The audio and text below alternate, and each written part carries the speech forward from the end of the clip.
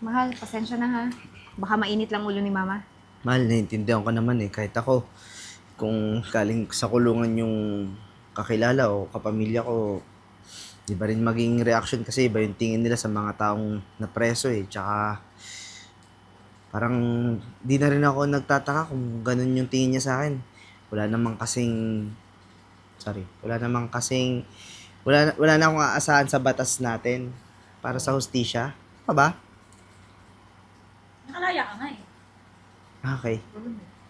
Hindi kasi, Nakalaya kasi ka nga eh. napagbintangan lang ako eh. Okay.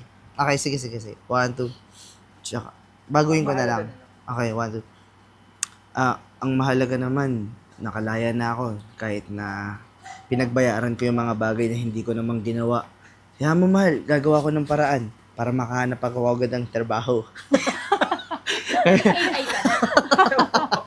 Okay. 1, 2. Upo-upo na naman si Renz. Again, Yes. 1, 2. 1, 2. Ang mahalaga naman mahal, nakalaya na ako. Tsaka pinagbayaran ko yung bagay na hindi ko namang kasalanan o ginawa.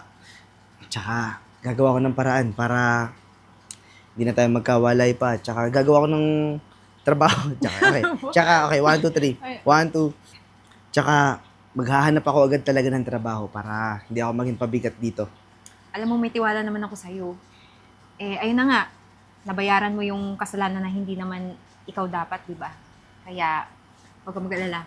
Basta nandito ako, magkasama tayo. Powers. Teka lang. Powers.